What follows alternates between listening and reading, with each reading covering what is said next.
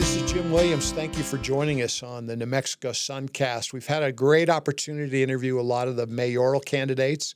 Coming up November 4th is the municipal elections in Albuquerque and other cities around the state.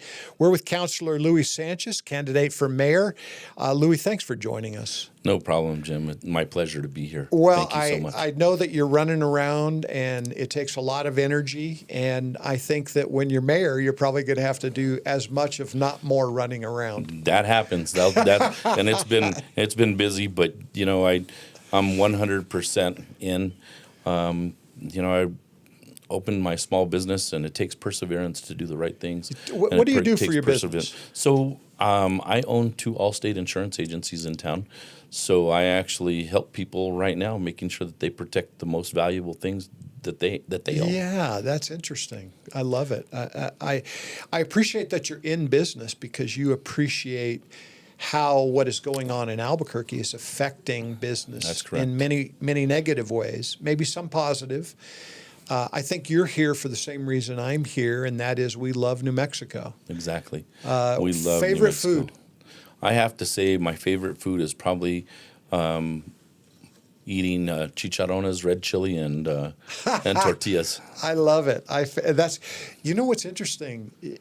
So do you take the chicharrones and put it in the tortilla and then one bite at a time? And no, I do it both ways. Okay. So sometimes I'll take one bite at a time, and sometimes I'll just make a kind of a burrito out of chicharrones, red chili, and a tortilla, and that's it. Dipping a tortilla in the red chili is just really good too. Yes, there's nothing better. All of that comfort food is fantastic. Exactly. Tell us a little bit about your upbringing and. Well, I was born and raised in Albuquerque. I've been here my whole entire life, and I was telling a story the other day that the first time I was in front of public was when I was 5 years old, and my parents had me in front of church singing "Jesus Loves the Little Children." I love it. And I was 5 years old, so yeah, I've been a faithful person my whole life.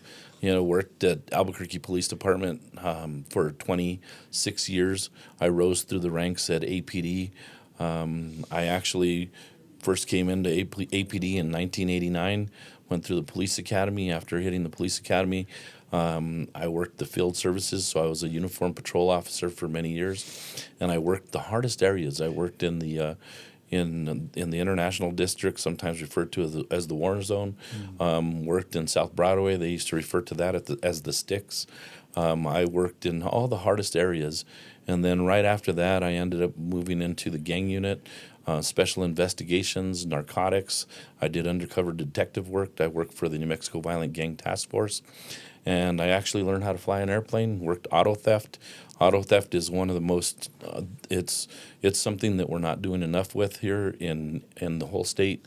We have so many auto thefts, and we need to really, really do something about addressing that crime throughout the state in a better way, because there's so many victims of auto theft, and we're not doing enough the way the law is written. You're a sitting city councilor? That's correct. And since 2021? That's correct, since 2021. Do you feel like that gives you, in addition to everything else you've just talked about, it gives you a well-rounded breadth of experience, which should inform you as mayor? Would you agree? Right. So you hear all the other candidates and all their talking points, but those talking points are the talking points I've been talking about for the last 4 years as a city councilor. I've been in there. I've been in the fight. I've been trying to do everything that we need to do to make our city better.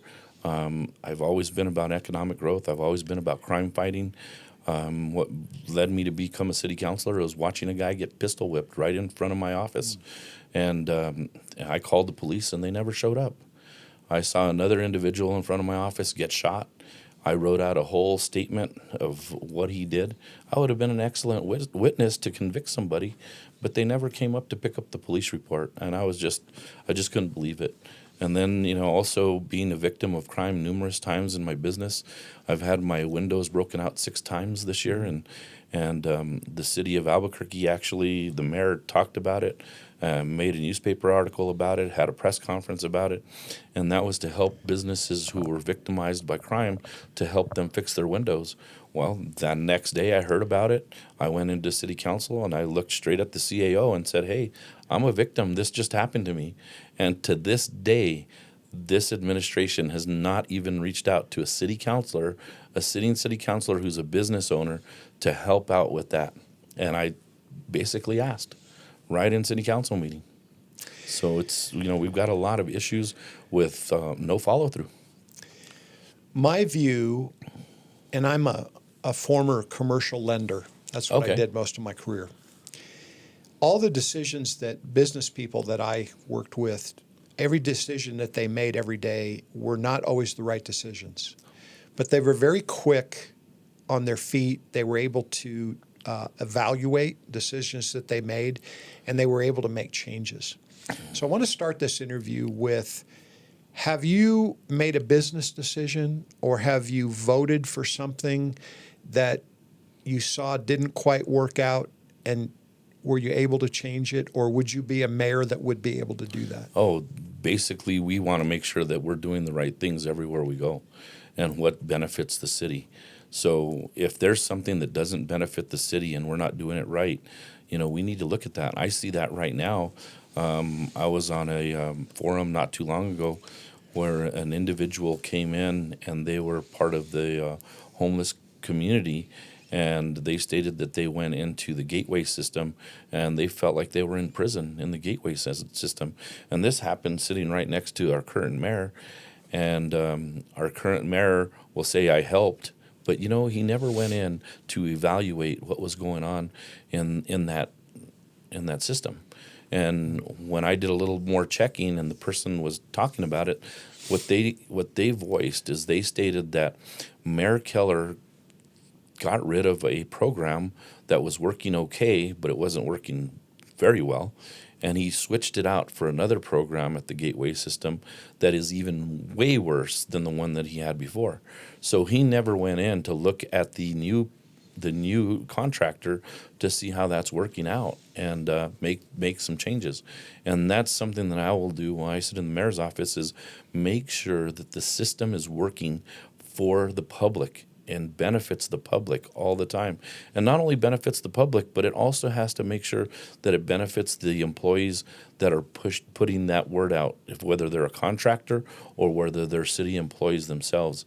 My focus is going to be on city employees to make sure that they bring back the purpose that they used to have, that we bring back the purpose that they used to have. When I first became a police officer, there was thousands of people for one position. And that's the way the city always has been. And back in the day when we were a thriving city, you wanted to get into city government because then you had your retirement, you had your benefits, and you had a career that you can focus on and be proud of. And right now, we need to address that, because all we're doing right now is bloating the top levels of city government, and we're forgetting about the rank and file employees who have everyday contact with us, the citizens.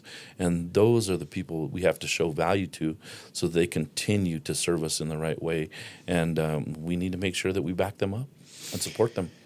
If you were to ask people on the street, take an informal poll, what would you say? How would they say your priorities should be ranked? In other words, would the citizens of Albuquerque say crime should be number one, homeless number two, economic development? What do you think the people would tell you? Well, you just basically read the front of my palm card, and that's exactly right. Crime and homelessness is our biggest issue. And when we're watching the crime out on the streets, like I said, like I've been saying, is that I watched 40 to 60 drug deals a day. I watch prostitution every day.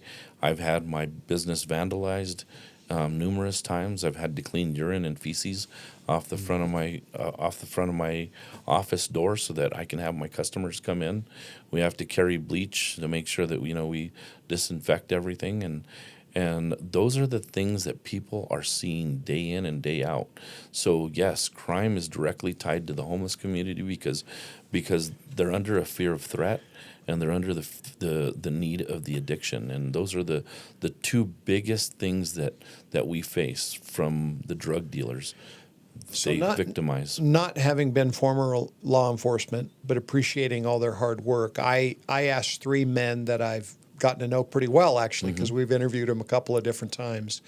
Mike Geyer, former chief of police, left the department in 2017. Right. He was let go by Mayor Keller. Correct. Thomas Grover is a former lieutenant, and Brian McCutcheon, who was also a high-ranking officer and did a lot like work with the balloon fiesta and security and so forth. And it's interesting when I ask a police officer or I mention another police officer, somehow you know each other. Correct. So I want to start with a couple things that they said when we talk about crime. The first thing that all three gentlemen said is that we need as many as 1,700 police officers, sworn officers in the Albuquerque Police Department. I can go back. It's not hard to find. Multiple statements that our incumbent mayor has made about getting to 1,000 officers, getting to 1,100, et cetera. That has never happened. Correct. Mike Geyer said that it's because the people that you want to recruit are going to look at the leadership of Albuquerque and be uncomfortable and not want to come here. Again, Albuquerque's not going to compare to other cities that we're competing against. I find it interesting that the political leadership in Albuquerque can say, oh, well, crime statistics have improved in the last 3 years. That might be true. They might have improved slightly. But Albuquerque proper cannot compete with other major cities around the country because we're still the worst in violent crime, property crime, et cetera. So do you think you would be able to provide the leadership, hire a chief, and help the process of recruiting and get our police force built up? I really feel comfortable about that. One of the things that Albuquerque Police Department is lost is it's lost its culture. It's that right now morale is in the toilet. The officers don't feel supported the way they need to be. Officers aren't dumb. They're going to vet out the police department they're going to come to work for. Geyer's exactly right about that scenario. And when you see certain activities, if I was mayor and a police chief caused an accident and it was his fault and I watched what I saw on TV, that individual would no longer be a police chief because of the integrity issue. You have to set an example of integrity. If you live in a glass bubble and everything that you do is being scrutinized every single day, as a police officer, your neighbors see you pull into your house every single day. They know who you are. They know what you do. They know how you treat them. They know how you treat the neighbor down the street. How are you running your life in front of that big audience? Those are huge indicators as to how and who you want to work for. As a police officer, it was crazy. It was when I became a sergeant, one of the things that I noticed is I had all of these people following me around. I started in graveyard, and yet I had a day shift officers working for me in graveyard. And they could have had good days off and worked day shift, but yet they came to work for me. And so there was always a group of police officers that were following me around as I was moving to my different duty locations. And one day I asked one of my officers, I said, why are you guys following me everywhere? And they said, Sarge, the reason why is because you treat every single one of us the same. You have expectations for us. You hold us to that expectation.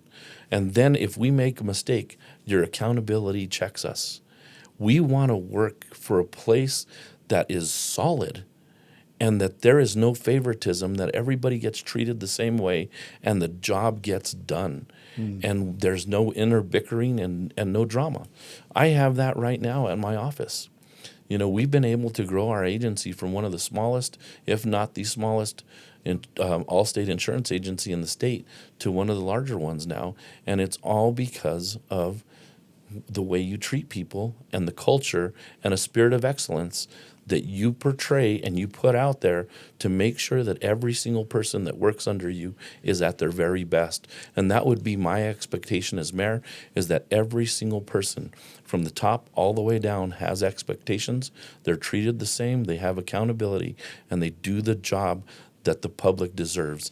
And once you start building the culture with a spirit of excellence, then that trickles down. And as long as you hold everybody to that standard, you'll be able to see more and more people coming into the system and into the fold and want to work at a place that actually shows you what a real good environment and culture can look like. So the mayor, you feel, could be a great partner for the Albuquerque Police Department, the Bernalillo County Sheriffs, and other surrounding communities to help build up a police force that's maybe even high school students, men and women coming out of high school would want to be a law enforcement officer, which doesn't seem to be the case now. No. And it's basically the example. If you set a good example, people under you will set the good example, and so on and so forth. And I think that's the building block of a good business. I think that's the building block of a good city government. Letting the people know what's wrong, what's going on, and not necessarily what's wrong, but how to do things the right way, how to communicate. Right now, there's not a lot of communication. And then not only that, listening. I think it's so important for a leader to listen to the community. With me as mayor, I will have open office hours so that anybody could come in. You can walk into the mayor's office and talk to the mayor himself and actually express what you're seeing that's good, what you're seeing that's bad, so that we can also make sure that we're auditing. Right now, we have an auditing system at the city, and we have 9 audit reports that are being held. And one of those audit reports, those audit reports should be out right now during this election so that the citizens of Albuquerque can make a good decision, yet they're being held back.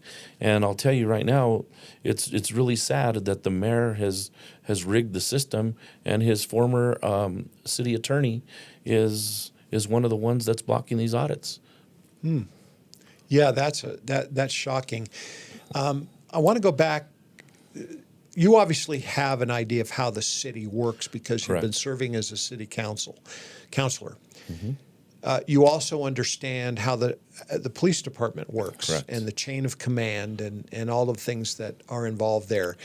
You probably also were observing, I don't know how much of a part of it you were, but when the DOJ's oversight, the CASA agreement was in place, a lot of Mayor Keller's excuses for not recruiting was because the CASA was in place and police officers didn't want to come. The second thing that I've read that he made comments about is in 2020 when we had COVID, that prevented recruiting of police officers. Well, the 3 officers we interviewed on the New Mexico Suncast, they said those are not good excuses. No.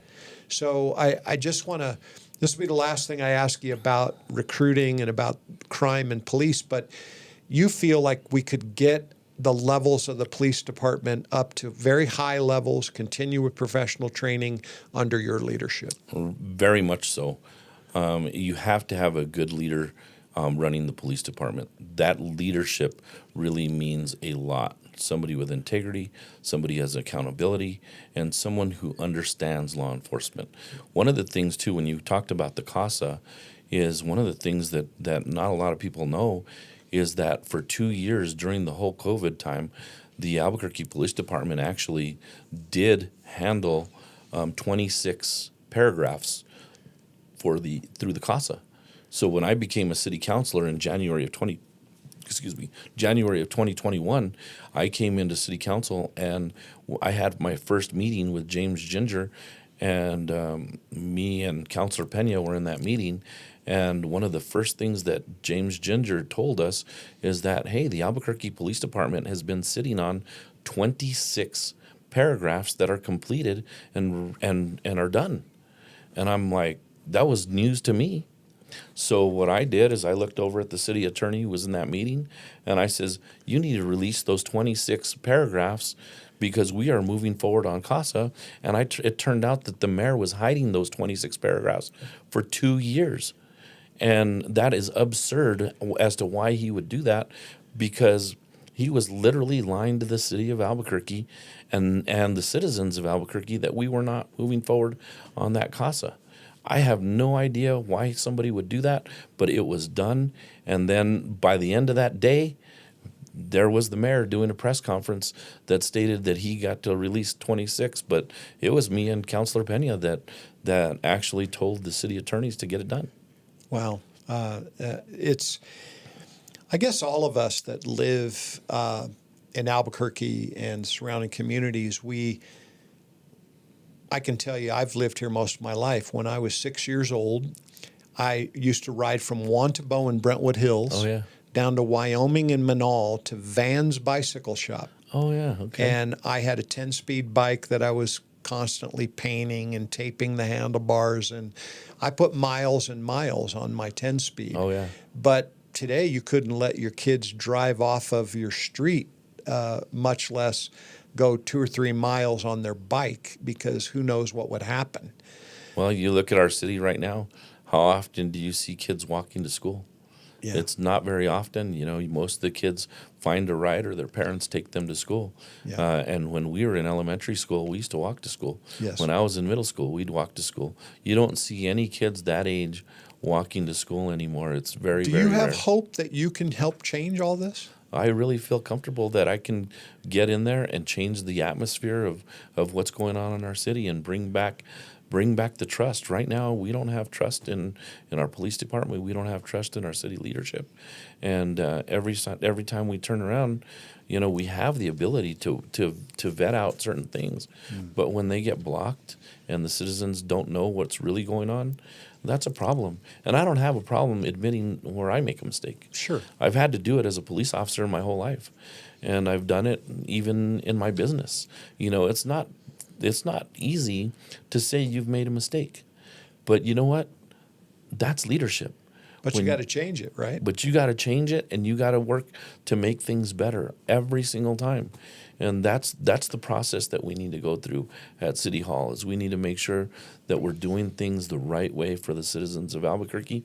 They pay the taxpayer. The taxpayer pays for the services, and they deserve results, and they deserve it to be done correctly and the right way and in a transparent manner. This is a difficult thing for me to ask, because I don't want to sound harsh. Right. I frankly, I believe biblically that I would never make fun of or take a poor person for granted. I want them to be fully respected, fully cared for, etc.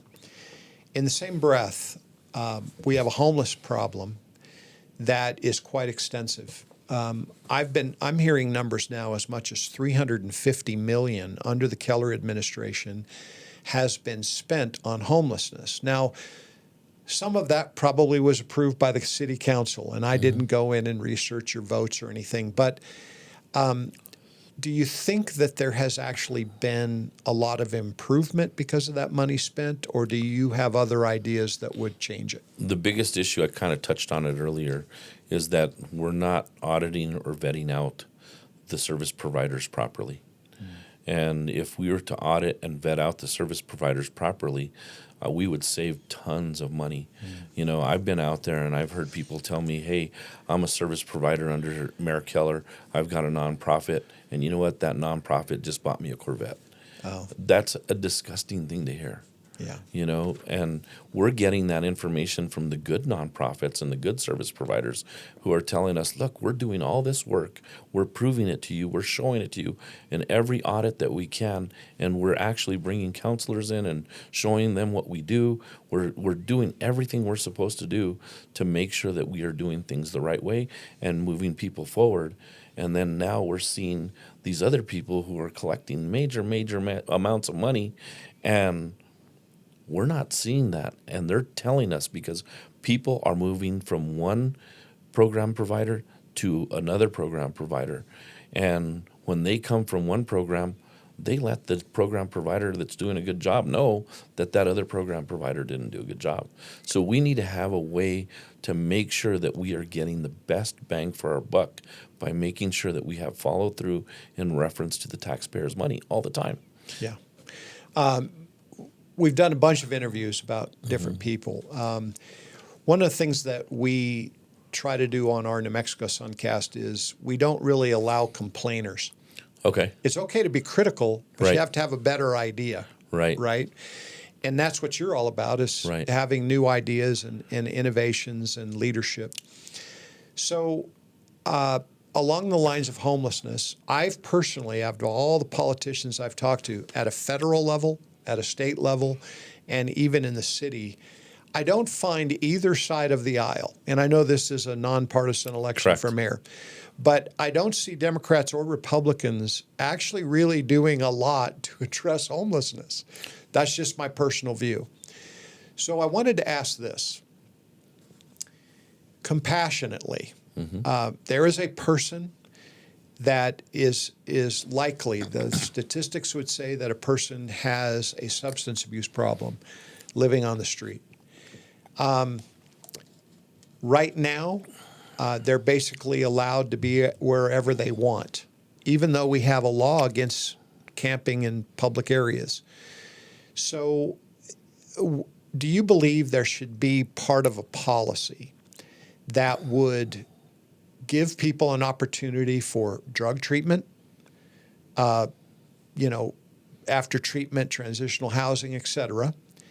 But if they don't want help, do you believe there's a way as mayor you can say you can't live on the doorstep of of an Allstate insurance agency? You sure can. And if somebody's turning down all the services and pushing us away over and over, right now we're not even documenting who is out there. We don't know who we've helped. We don't know who has taken the help. We don't know how much help they've taken. We don't know how many times they've been into the system and out. So what we need to do is we need to make sure that we are helping people and loading up a case for each one, to follow them through the process to make sure. And that's a process you've kind of learned in law enforcement. Exactly. You're exactly right. When you go and handle an investigation, you start at the very, very basics. What happened? What caused this incident to occur? And then you start moving through in an investigative way. And then you look at it also from what we learn as students attending school.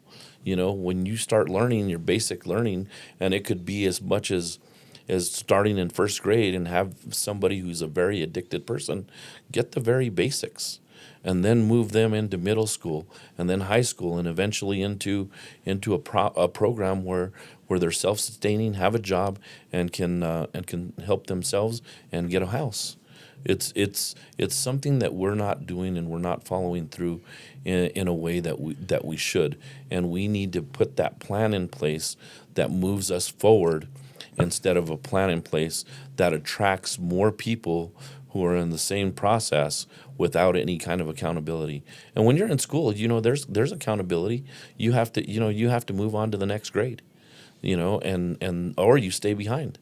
And those are the kinds of things that I would really like to move forward to make sure that people have a goal for themselves to get in a better place. As you've gone around meeting different people around the different quadrants of Albuquerque, as a law enforcement officer, you were in the International District, maybe some South Valley, I think you mentioned. Right. I worked every area command. Every area. Well, as you've moved around the city, are you hearing something different from the Northeast Heights than you are from the South Valley, or is everybody dealing with the same type of problems? Everyone's dealing with the same type of problems. Anyone that's on any major street, any major thoroughfare is having to deal with exactly what I deal with, and as a business owner. And I've talked to hundreds of business owners up and down the street, up and down Central, Louisiana, 4th Street, and we're all dealing with the same issues. We have to deal with insurance. I'm in insurance, and the rates have gone up because of that. And it really, really hurts our community. Another thing that hurts our community is the amount of drugs. All anybody needs to do is just drive down Central Avenue or drive down any of the major thoroughfares that cross Central, and you're going to run into these same things, these same issues. People using drugs, having sex out on the streets, prostitution, shoplifting, which is huge, and you're going to see all of it. The human trafficking. And then not only that, what gets left behind after the drugs and the illegal activity is just trash. And so anybody that wants to bring economic development to our city, drives around and sees that in every quadrant, and it's depressing. So a plan to bring business to Albuquerque would include reducing crime, Correct. addressing homelessness. Correct. What about just economic? Like I mentioned to you, I was a construction lender. Sometimes getting plans and things through the city and the design review board and all of that is a pretty lengthy process. Is there a way to improve that? Right. There's a lot of things that we can do to improve that. One is, with the city of Albuquerque, we can actually set up a system that has lanes. I mean, we all go and drive, up and down the streets all the time, and we hit traffic lanes every single day. You know that you're supposed to be in a traffic lane.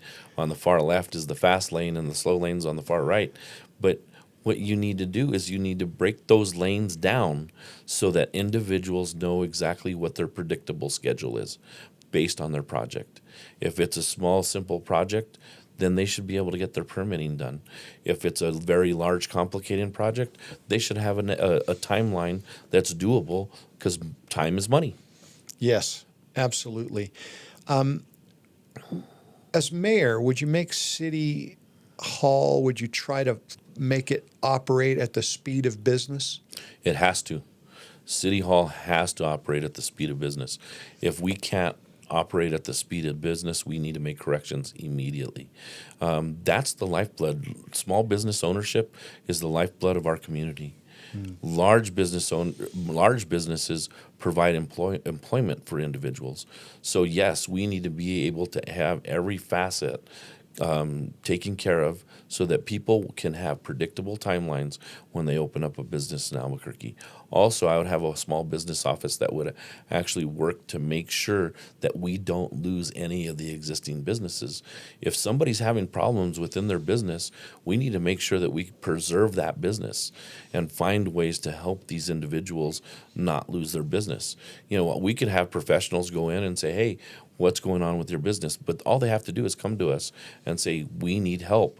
And at that point, we go out there and we activate and we try to preserve that business. You've watched that program where these guys go out and about. Oh, yeah. And they try to save businesses. And that's exactly what all cities need to be doing, including ours.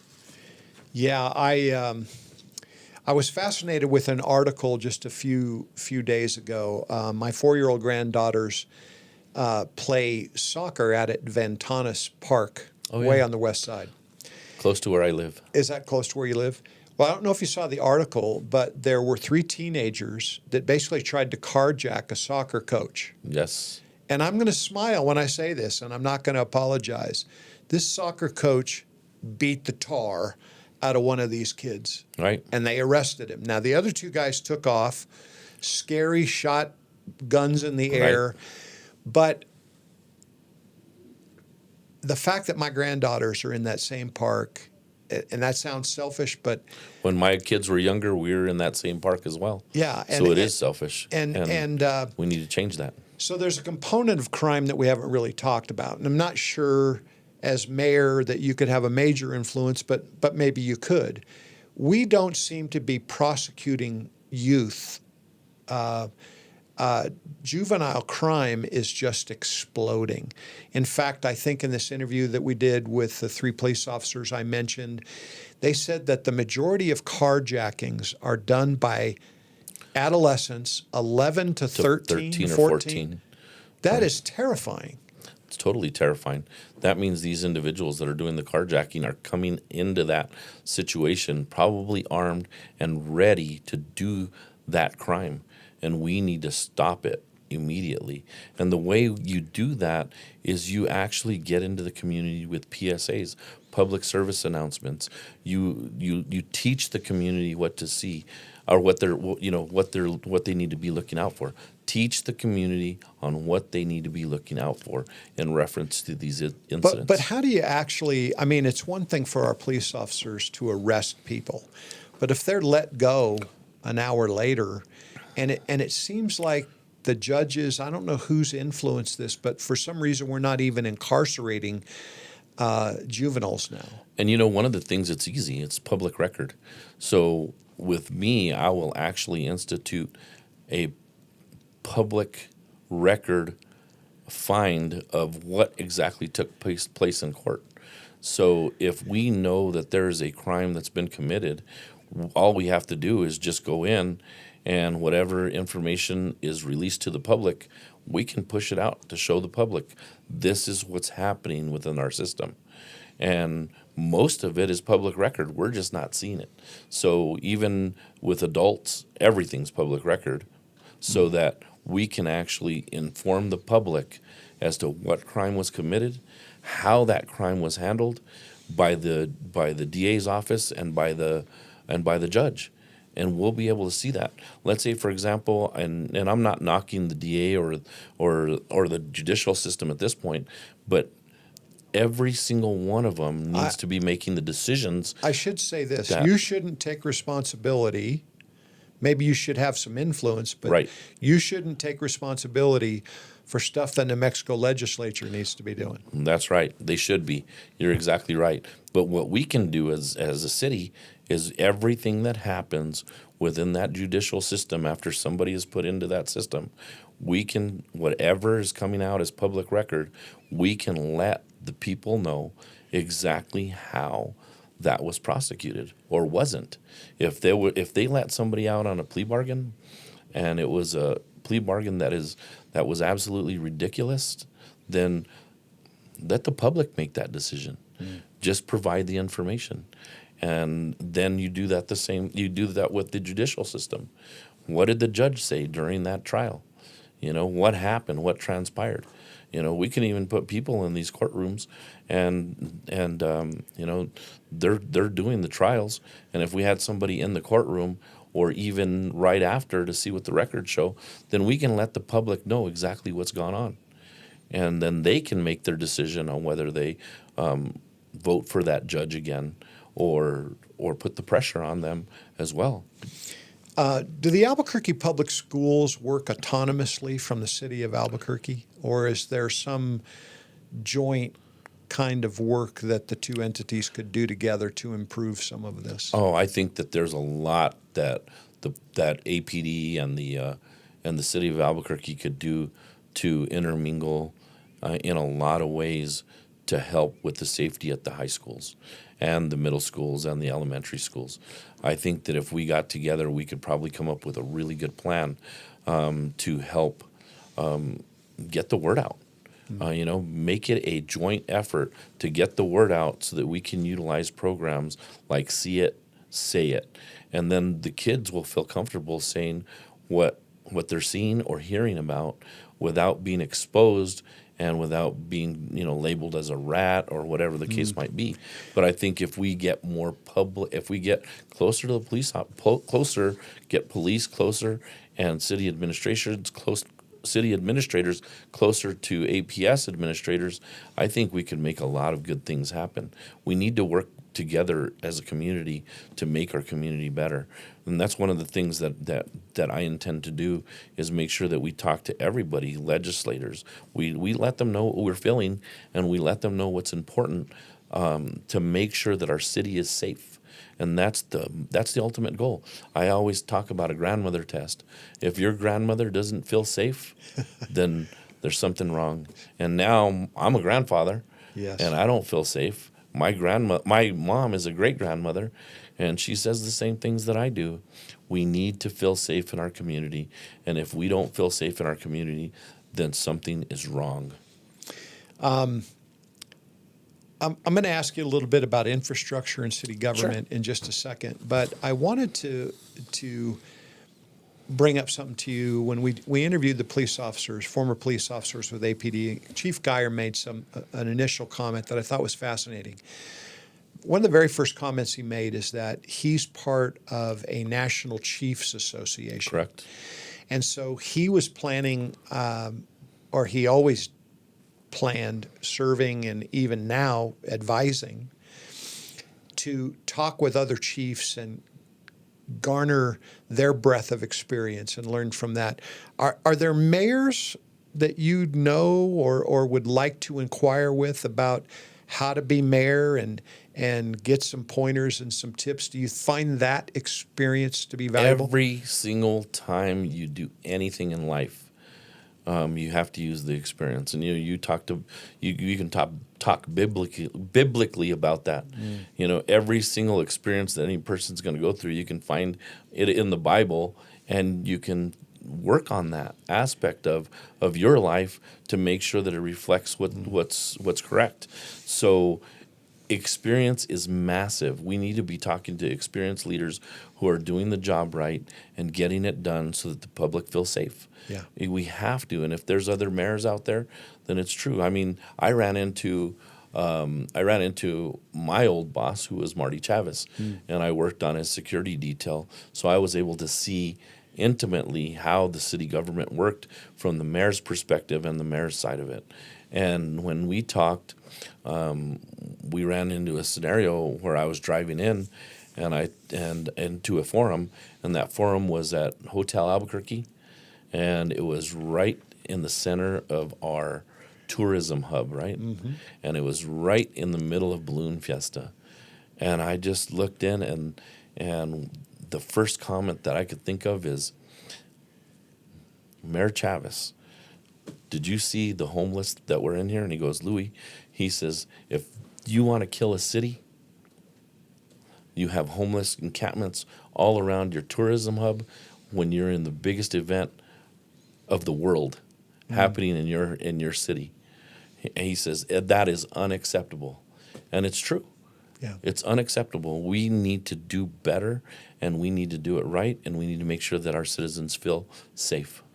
When you look at the infrastructure in Albuquerque, and that being a way to strengthen neighborhoods, attract jobs, what projects do you think you'd prioritize as mayor? I think infrastructure first of all, I'd really like to build our small business community. And I don't know if we want to talk about that later, but you're welcome to talk now. But I think it's important that we incentivize small business all the way around. And like I said earlier, we need to retain that business. But when you get right down to it, can a small business community work well with a few large businesses that you attract to come to the state? Of course. That's exactly what you want. You want small businesses in the same areas as the big businesses. One of the things that we've lacked, and we haven't seen it in a long time, is industrial areas having restaurants right next to them. Mm-hmm. And that should be something that we should see all the time. And we're not seeing that. And we need to make that kind of thing happen. A small business, a restaurant, a nail salon, a barbershop, and right next to big businesses so that they have an area where they can go and get the services that they need and then go back to work. And that puts jobs out there like you wouldn't believe. But when you get down to infrastructure, I think we are never ready in our city. Well, I guess you see areas of the city that are becoming dilapidated, for lack of a better term. It's Right. like they don't have streets that are paved. Right. Curbs are breaking. Right. Maybe just the way the roadway was designed is no longer something that works well. I apologize that I'm voicing my own opinion, but I still don't understand how we took a 4-lane road called Central, put islands in the middle of it, and created wheelchair ramps for people to be let off in the middle of the street. The businesses along Central have suffered like nothing I've ever seen. So I'm glad you brought that up, because right now that corridor has the most amount of boarded up businesses. And that's the art project we're referring to. That's right up and down the art project corridor. And the biggest issue that came through is that they closed off every left-hand turn to turn into any business. And businesses are suffering. When you have to drive half a mile up, make a U-turn, and come back in, guess what? People are going to drive by and go to a place By the that's way, easier. in Albuquerque, at least, when you start to make a U-turn, all the oncoming traffic speeds up. It's quite an adventure. Oh, I saw that. And then not only that, if you're not paying attention and you get too close to that art lane, you can get taken out by an art bus that's going to zoom right by.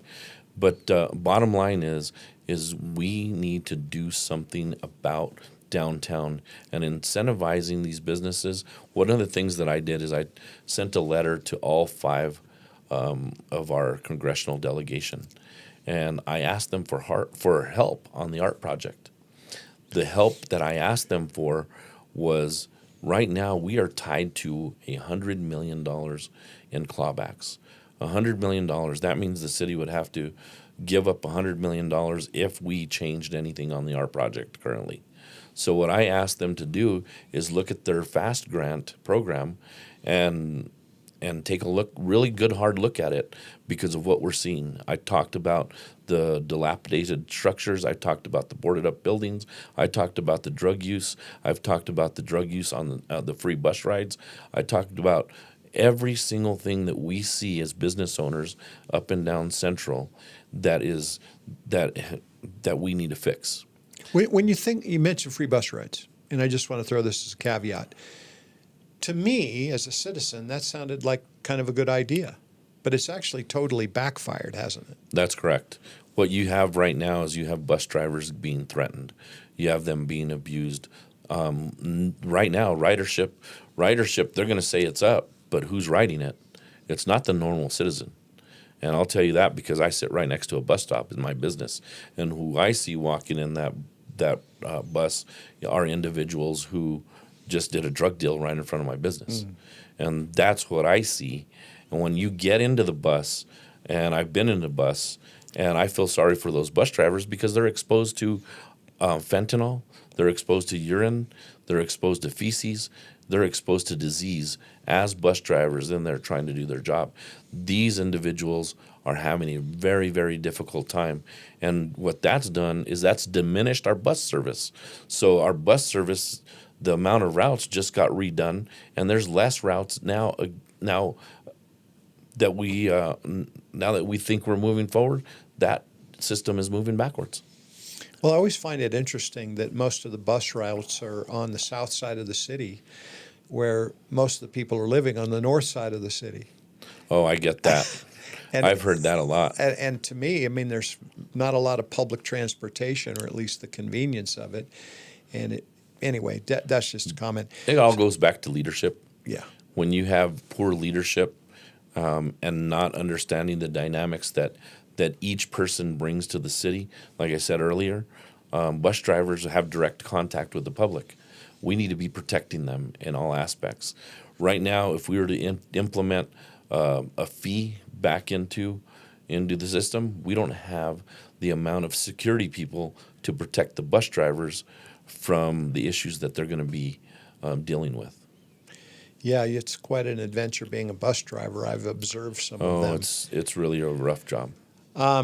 If you're elected, what would citizens of Albuquerque be able to observe first as a big change once you take office? The biggest change is we are going to address the drug dealing, which has a direct tie to the amount of people that are out there on the streets because they are there living under a threat from their drug dealer, and they're living under a threat of making sure that they'll be hurt if not using the drugs. And the sheriff was out there, found that 2% of the people really want help, but do they really go out there and get it? They don't, because of that threat, the threat of their safety versus using drugs or selling the drugs. Would the number of police officers visible, the professional presence, change once you take office? Yes. The reason why is because right now what needs to be done is Albuquerque Police Department is very top heavy. We have 60 people above the rank of lieutenant who are making over $100,000 a year. And if you just cut that in half, that amount of people in half, you could fund 60 officer positions. When you get into the dynamics of it, you feel like the mayor's finding other ways. Bloated top police department. You have an ACS unit, Albuquerque Community Safety, that he's blowing up that has taken 150,000 calls for service. And then you have the PSAs who he's building up. Instead, shouldn't you be building up your law enforcement entity so that you can have more officers on the streets? These people that I just mentioned and the technology, they can't make an arrest. They can't change somebody's activity. They can't. When you have somebody that gets arrested or gets a citation from a real police officer, that is where you see change. That is what we need to have in Albuquerque, is more police officers. So in essence, when you fund all of these other items and you leave out the police department, you're effectively defunding the police department. Again, retired banker, went in and looked at the budgets for 23, 24, 25, and now 26 that are published on the city website. And they're interesting to read because in each one of them, they say things like, for example, in 2024, we're going to shoot for 1,100 police officers. We're going to budget for 1,000. Well, then when you go actually read, they had less than 850 officers sworn. So I just wonder where that extra money went. And again, I think it comes down to what you've said earlier, leadership and being able to recruit and build up the department. I don't think we're going to have a shortage of money to fund police officers. Would you agree? I don't think we are either. I think the importance, going back, looking at the budget, is making sure that that budget is doing what it's intended to do. And that's the biggest issue, is we're not following through on all the rules and regulations that are stipulated within our city charter to protect the citizens of Albuquerque from being able to do whatever. But here's the thing. We had a $1.5 billion budget, and I was in city council and we approved it. Otherwise, we'd be shutting the government down. So we approved it because citizens need their services, right? But when you get right down to the nitty gritty, $150 billion, and then the city, the citizens themselves, and the city councilors, all of us, the mayor gave us $15 million to deal with, which is 1%. So when you put that calculation together, the mayor has 99% control, and 9 city councilors have 1% control. 1% control. So when you look at it from that perspective, the way we're doing our business right now is the mayor gets the budget and he does whatever he wants with it, and he will just tell us whatever he thinks we want to hear as city councilors. And in reality, there's really not a good process in place for us to vet that and to say, no, mayor, you're doing it wrong, and take that money back. We don't have that process in place because we give the budget away and then he does what he needs to do with it. Would you try to come up with a better system and really involve the city council in that process? Yes, that better system is a system that I tried my 3rd month of coming into office, and that was taking our leadership. And we don't know if it's going to be 100% perfect, but what that means, taking the leadership and making our governance from a strong mayoral leadership to a weak mayoral leadership. And the reason why I wanted to look at a possibility of having a weak mayoral system based on besides a strong mayoral system is, if you look at all of our cities that are doing right and prospering, they are all weak mayor-based cities, which actually incorporates the city council, the mayor, and they all and then a city manager answers to the mayor and council. So it's a different system. It involves the public more, because right now we're involved with the public. City councilors are. The mayor sits up in his desk on the 11th floor. So that would involve more cooperation with the citizens of Albuquerque. And that's what I wanted. I wanted a thriving city, taking examples, like you said, from other thriving cities and trying to make a difference in Albuquerque. Well, Councilor, I really appreciate you being here. Councilor Louie Sanchez, he's a candidate for Albuquerque Mayor 2025. You've been gracious to give us almost an hour of your time, and we appreciate all of you joining us on the New Mexico Suncast. Louie, final words. What do you want voters to do on November 4th? Well, on November 4th, that's the time to come out to vote. That's actually election day. Mm-hmm. Early voting has already started, so anyone can go out and vote right now. I think it's really important. Traditionally, mayor elections have a small voter turnout. If Albuquerque wants a change and wants a real change and wants a change that is going to make a difference, Albuquerqueans should vote for me because I've got the experience. I've been there. I've done it. I've been making changes right now as much as I possibly can as city councilor, and I know what needs to be done. I've got the experience to get it done, and we can start right now because I already have most of my cabinet built, and we are ready to take over and ready to make sure that our city feels safer and has economic growth. Councilor, thank you for joining us today. Thank you so much, Jim, for having me.